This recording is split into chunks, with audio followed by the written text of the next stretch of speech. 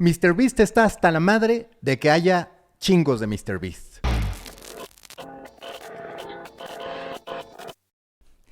Macafood, ya lo decía yo aquí hace unos episodios cuando hablé mierdas de MrBeast, sobre todo de su contenido, pues parece que él mismo ya está harto, ¿no? Al menos de que toda la gente esté haciendo lo mismo que él.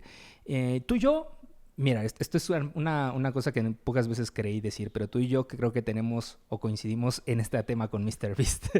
Muchas veces hemos hablado de cómo nos encanta, pues, compartir lo que sabemos, lo que vemos, lo que pensamos, lo que aprendemos, lo que vivimos.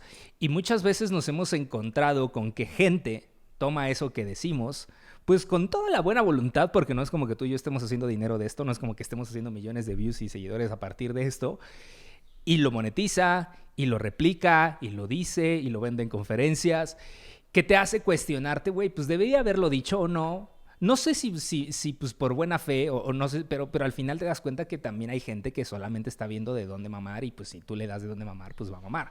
Entonces creo que increíblemente MrBeast llegó a ese mismo punto y por ahí compartió un tweet enojado de que todo internet le estaba copiando lo que él hacía y que se arrepiente de haber ido a muchas entrevistas y de ser demasiado explícito con sus trucos y de sus teorías de los thumbnails y de cómo funciona internet, porque al final pues lo único que se ha dedicado la gran mayoría de los youtubers de todo el mundo, ni siquiera de Estados Unidos, porque hoy en día en español pues básicamente hay quien hace lo mismito, simplemente con otra jeta y con menos dinero claramente, pues es a copiarle a él.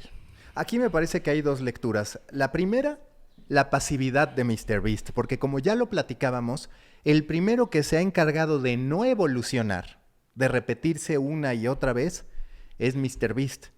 Y claramente ya está en condiciones, y a veces lo ha esbozado incluso tirando tweets hacia Netflix y demás, de decir, voy a dar el salto a otra plataforma, voy a experimentar de otro modo. Pero en la práctica no lo ha hecho. Entonces, lo primero que podríamos cuestionar de su propia molestia es que él no haga algo para salirse de eso que ya le funciona, para ponerse fuera de la zona de confort y poder decir, fíjate que yo además de esto, que ya lo tengo muy bien armado, puedo hacer esto y esto. Lo he hecho en el terreno de los negocios, evidentemente bien asesorado y demás, que aún así, ya lo podremos platicar, en la parte de los negocios no me deja de sonar más a, bueno, es un producto que capitaliza la imagen de MrBeast, pero que no tiene ningún valor diferencial en el estricto sentido. Es una hamburguesa vestida de MrBeast y entonces tiene trascendencia, lo mismo que los chocolates y demás. Ese es el primer punto. El segundo, sí es cierto que se da una reiteración que no es responsabilidad ni de los creadores que confunden aspiración con imitación o inspiración con imitación, ni del propio MrBeast. Es más del funcionamiento algorítmico de las plataformas y de cómo, cuando más hablan todas estas plataformas, comenzando por YouTube, pero pasando por TikTok, por Instagram y por la que me digas, hablan siempre en sus discursos, en sus presentaciones, de premiar la originalidad. Sí. Pero en la práctica nos alejan de esa originalidad, primero porque siempre están las métricas ahí para castigar aquello que no sea masivo. Lo masivo tiende a ser producto de fórmulas repetidas.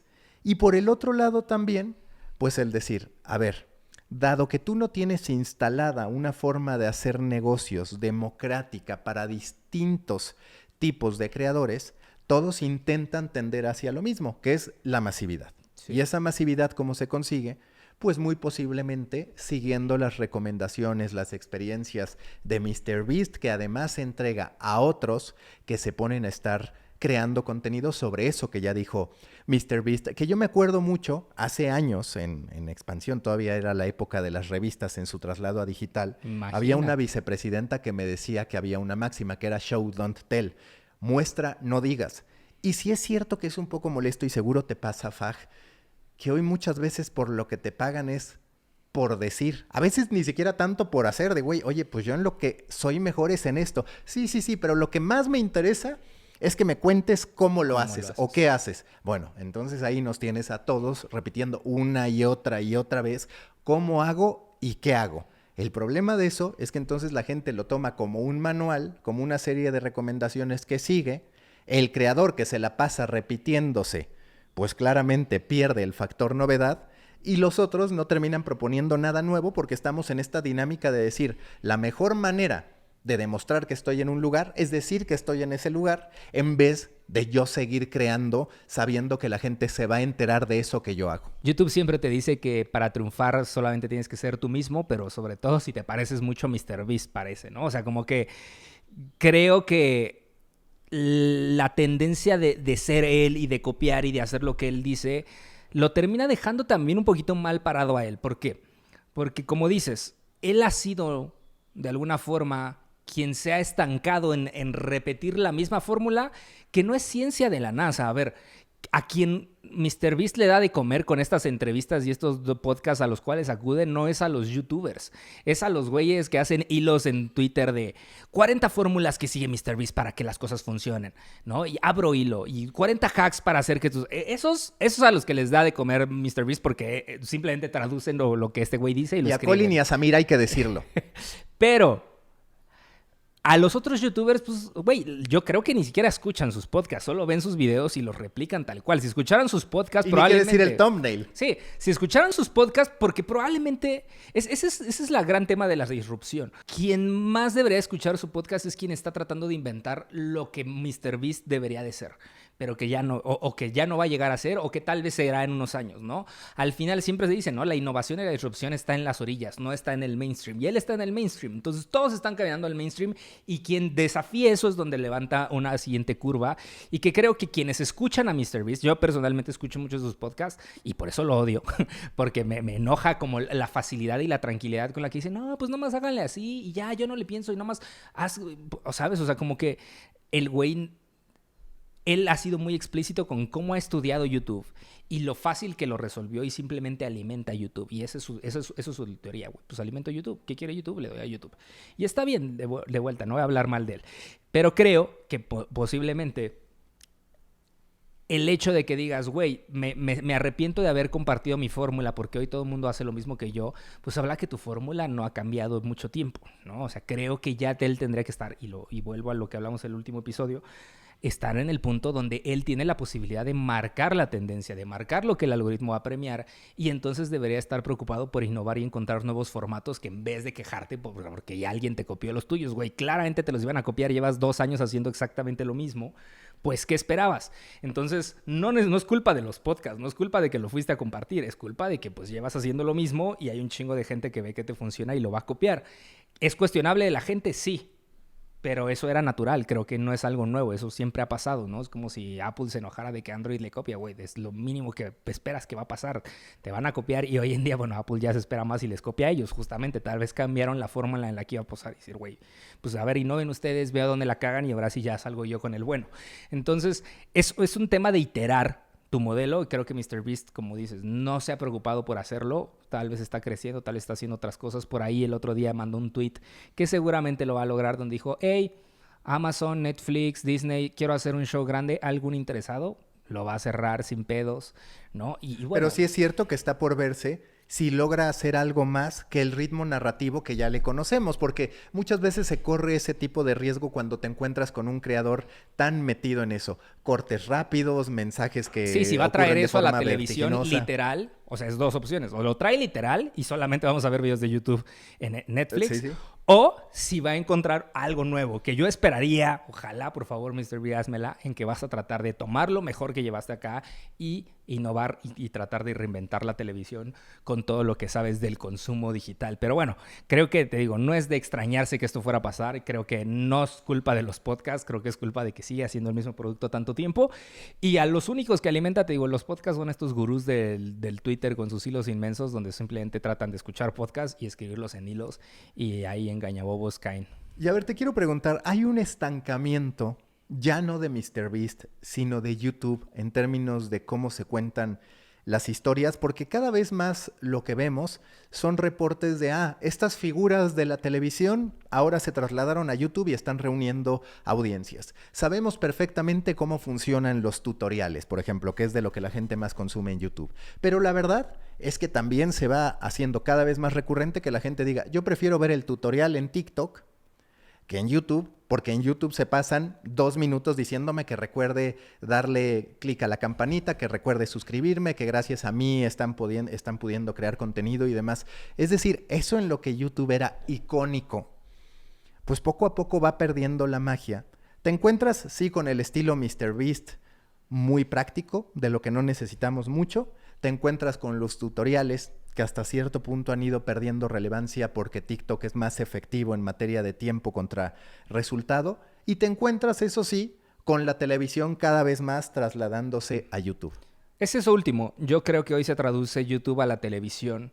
Los formatos que creo que más funcionan en YouTube hoy en día son los formatos que triunfaban en la televisión. Si tú lo piensas, MrBeast no es muy distinto a lo que podíamos haber visto en la televisión hace mucho tiempo, ¿no? O sea, un show que podía haber existido en, pues ni siquiera en MTV, sino en estos otros como de estos shows reality ficción que había por ahí. Los videos de Luisito Comunica, por ejemplo, no son tan distintos. Y si tú vas y analizas la audiencia que consume esos contenidos, en su gran mayoría son audiencias grandes, ¿sabes? Son audiencias de edad grandes, o sea, de 35 para arriba, ya son señores y señoras que les encanta ver, es que me encanta ver porque va a la ruta de la garnacha y me enseña las comidas de tal, y lo ven. Esos programas que muchas veces como conceptualizamos para chavos, ¿no? Como la irreverencia de la TV, que no estaba en la TV, hoy en día están llegando a suplir pues la televisión inmediata, porque además pues sí simpatizas con el personaje, sí simpatizas con todo, y esos programas en español no se están produciendo en plataformas de streaming, si te fijas. O sea, sí hay un Nailed It en español, por ejemplo, pero hay pocos, no hay un show de viajes en español en ninguna plataforma de streaming, ¿no? Pues es Luisito Comunica que hace y lo hace en YouTube, o es Alan por el Mundo y lo hace en YouTube. Entonces, esos shows que antes veíamos, no sé, Pimp My Ride, ¿no? Que lo veíamos en MTV y pues lo doblaban al español, hoy en día no están sucediendo en la televisión, ¿no? Entonces, ¿a quién veo? Pues veo a Juca, que es el que hace básicamente eso. Entonces, ahí es donde estamos tratando de traducir la televisión que antes existía y que seguramente todavía existe, ¿no? Es que pues no la conocemos, a YouTube. Y yo creo que la innovación de YouTube no se está muriendo, porque sigue habiendo cosas muy interesantes, solamente ya no son masivas, ¿no? Ya no están ahí. Yo veo gente todos los días que digo, güey, no puedo creer que estos güeyes estén aquí, ojalá un día hagan pues cine, me imagino, pero pues que no les va tan bien, y creo que como buscador pues está pasando de moda y termina siendo pues una biblioteca donde está almacenado todo, ¿no? Donde sabes que puedes ir y encontrar cosas y está interesante, pero no sé si en el consumo en el día a día sí Netflix le ha logrado quitar un poquito de camino, y si Netflix eventualmente trae esos shows en español para la audiencia que antes veía el canal 5, 7, 10 y tal vez televisión de paga, y entregarle esa información en español, pues puede ser que termine robándole a YouTube lo poco que le queda. Pues es que ahora está mucho ese debate sobre YouTube a quién le compite. A TikTok, en la parte del video corto, más allá de que Shorts tuvo un inicio explosivo que te daba views, creo que se ha ido estancando. Sí. TikTok está ganando como buscador. Para muchos, la verdadera batalla de YouTube en realidad pasa con las plataformas de streaming, porque ya tiene la mayoría del contenido de creadores, al menos el de duración de 5 minutos en adelante, empieza a tener su oferta de televisión, particularmente en Estados Unidos, invierte, por ejemplo, en un paquete de juegos de la NFL, y entonces lo que dicen es, pues de manera silenciosa, YouTube ya se puso en las Smart TVs, ya está ahí, eso representa que las audiencias de televisión de cable, de televisión de paga, ya también empiezan a utilizar YouTube, y lo que están haciendo es ganar esa batalla descuidando esta otra, porque es una realidad que hoy hablamos mucho más de cómo aparecen TikTokers ofreciendo, presentando algo en estilo, en narrativa, que los YouTubers. Yo incluso diría, creo que MrBeast, pues la gente que está en la industria sabemos que es el gran referente, pero no lo tenemos valorado como el contenido más extraordinario, pese a que tiene millones de dólares en costos de producción, pese a que tiene todos estos productos. Está la referencia, es de, mira, pues esto es increíble. Pero no hay un verdadero seguimiento o curiosidad ya por lo que hace. No hay una idolatría más allá del resultado de lo que hizo durante todos esos años. No, yo te lo he dicho varias veces. Al final, lo que hacíamos con Juanpa en YouTube, desde que empezamos a hacer los minidocus, siempre fue conceptualizarlos como un programa que va para plataformas de streaming. A eso le estábamos apuntando, a que a una plataforma de streaming justamente dijera, oye, ¿esto por qué está en YouTube? Si está en calidad de plataforma de streaming, llevémoslo a una plataforma de streaming. Afortunadamente ya pasó, pero entonces ahora decimos, ¿y qué hacemos con YouTube? ¿No? O sea, porque al final, pues, ese era el show que estábamos construyendo ahí, ¿no? Éramos construyendo un show equiparable con lo que quisiéramos ver en Netflix. La duda es si YouTube va a darnos ese nivel de relevancia, ¿no? Para que eventualmente sigamos entonces creando para YouTube a ese nivel de complejidad, porque ahora ya hay players que además dices, güey, sí, YouTube me paga directamente el AdSense y todo, pero pues hay un player que no solamente me paga el AdSense, sino me paga el show y además me da un apellido mucho más lindo que YouTube, que está cualquiera. Y hay muchas otras cualidades que te puede dar la plataforma de streaming. Oculta los números, ¿no? Que muchas veces esa es una vergüenza tanto de YouTube de decir, güey, le metí un chingo y que todo el mundo, la gente ve que tuve 100,000 reproducciones. No mames, y no, o sea, ¿sabes? O sea, hay un tema ahí donde a nosotros nos haría mucho más cómodos que no subiera aquí un numerito abajo que dijera 200 reproducciones, porque la gente no sabría si fueron 200 o 4,000. Que yo el otro día te lo platicaba, Faj. No sé si de pronto las producciones en YouTube empiezan a estar en desventaja frente a la televisión abierta, la televisión masiva. ¿Por qué lo digo? Porque, digamos, de este video de MrBeast rentando, alquilando cruceros de $1 hasta $1,000 millones, muy poco se compartió en TikTok. Quizás la parte en la que Tom Brady con un balón le da derriba un dron. Pero de ahí en fuera, los videos de YouTube no se hicieron muchas veces para partirlos en pedacitos, que es lo que hasta cierto punto se intenta con Shorts. Y cuando tú te das cuenta, por ejemplo, de algo de lo que ya también hablamos, La Casa de los Famosos, ¿no? O este tipo de documentales que dicen, esto va a pegar, de pronto parece absurdo, pero creo que está viajando mejor lo que vemos en plataformas de streaming, en televisión, de decir, tengo que reaccionar a esto. House of the Dragon pasaba muchísimo, lo voy a llevar. Y no tanto con estas producciones que tienen a veces millones de views en YouTube, pero que no ves presentes en TikTok, que es donde está como esta conversación, esta reacción añadida al producto original. Y ahí como que está dándose una especie de comeback de la plataforma más tradicional. Que se lo atribuye un poquito al time sensitive, ¿no? O sea, como que tiene relevancia temporal en ese momento porque está pasando y porque no va a dejar de pasar, porque acaba de estrenar hoy. Sí. Que creo que con un video de YouTube pasa que sabes que siempre va a estar ahí y que no importa cuándo se lleve la conversación. Salvo por tanto, un Bizarrap, por ejemplo, que él sí tiene esa ventana de decir, es ahorita donde tengo que impactar. ¿Qué digo eso? Porque además Bizarrap se trata más como música, ¿no? Exacto. Pero un video de YouTube generalmente asimilas que siempre va a estar ahí y lo verás un día y la conversación la tendrás en el momento en que lo veas y por eso está diluida. Sí, de acuerdo. Que es como un binge watching, digamos, el que está en YouTube, que a las plataformas de streaming no les funcionó tanto. De, güey, ya solté 8 episodios de La Casa de Papel. Pues como la gente no sabe en qué episodio va su amigo, no habla tanto que cuando va de episodio en episodio. Que es a lo que me refería de Bizarrap. Más allá de ser música o no, aquí sí se sabe que es un fenómeno, que son muy importantes las primeras 24 horas, que son muy relevantes las primeras 72 horas para ver cómo le va con respecto a los demás, que tiene un teaser. Entonces, esa parte para la televisión, si la saben capitalizar, sin duda va a ser muy relevante porque es, ok, desde la televisión ya estamos haciendo mucho pensando en cómo me voy a ir a pedacitos, pero tú, por ejemplo, con el reality de Juanpa, quizás no tienes tanto esa estrategia, no hay tanto un pensamiento de decir, ¿esto cómo puede valer como pequeñas piezas? Sí. Eso lo evaluamos más en producción. Y eso sí fue más como después de aprender, de decir cómo le metimos mucha inversión a una pieza y que no solamente vive en YouTube, sino cómo hacemos que la inversión en esa misma pieza se traduzca a TikToks. Y lo logramos en cierta medida porque no es lo mismo. No es lo mismo. Número uno, no basta solo clipear. No basta solo ver la pieza y decir, ay, ¿cómo saco clips? Sí, no es lo mismo que tú lo subas, además, a que la gente reaccione. Exacto. Y lo suba, que eso es lo ideal. Eso sería lo ideal. ¿Sabes con qué lo vemos? Con episodios, por ejemplo, de Skydive con Domelipa, con Kenia Oz, con estas figuras gigantescas que es su fandom, que va al video, lo recorta, le pone bromas, ellos lo reinterpretan y lo suben a TikTok y tienen miles y miles y miles de reproducciones. Eso sí funcionaba. Tú solo provocarlo es difícil. Y donde tratamos de hackearlos un poquito en la producción. O sea, el momento en el que producimos, al mismo tiempo de la producción se puede pensar aquí en un TikTok, pues se puede pensar cómo aprovechamos este momento, esta situación para que suceda. Pero sí, de acuerdo, creo que es difícil. Quiero cerrar nada más diciendo a la gente, quien yo considero que es el nuevo MrBeast y con quien yo considero que está siendo el mejor, pues no sé si el mejor, pero de los mejores contenidos de YouTube de forma mediática, y se llama Ryan Trahan, no sé si lo conoces. Es famoso justamente porque hizo esta serie de cruzando todo Estados Unidos con un solo penny hasta conocer a MrBeast. Pero los invito a que le echen un poquito de ojo a lo que está haciendo. Me parece que es un contenido mucho más cagado, mucho más innovador, mucho más creativo, igual de estimulante, igual de veloz, pero a veces sí con un poquito más reflexivo. Entonces creo que él lo está haciendo bien. Y si alguien yo dijera, este está haciendo algo chingón en internet, más allá de MrBeast, es Ryan. Y ojalá que MrBeast nos sorprenda poco a poco con algo nuevo.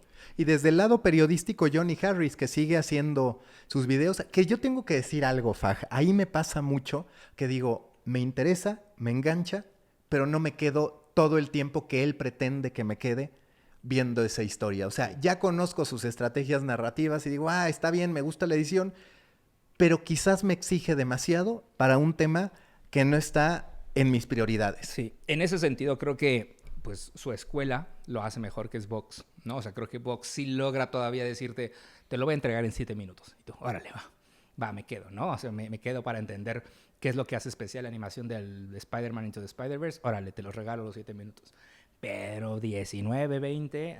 Y que también entras ahí a un punto, Faj, que es ¿cuánto conviene que uno le dedique a un tema contra cuánto conviene que hables de varias cosas? Que ese es un desorden del stream, que puede parecer que me estoy saliendo de esto, pero no, porque al final en YouTube casi todo lo que abunda son videos temáticos de yo hago tal cosa, yo viví esto, yo documento esto. Y hoy lo que vivimos a nivel relevancia cultural es un Ibai capitalizando los 5 hechos del día, expresando su reacción.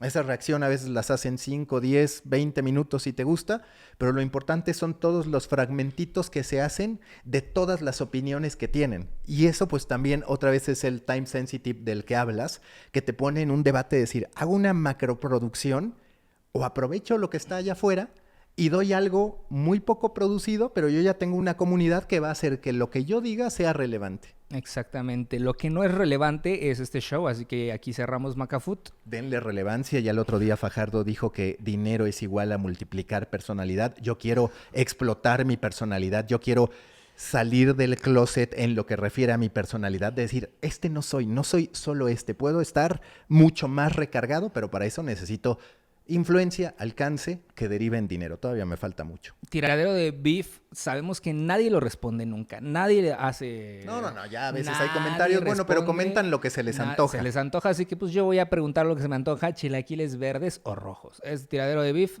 Nos vemos el próximo episodio. Divorciados con cecina es lo mejor.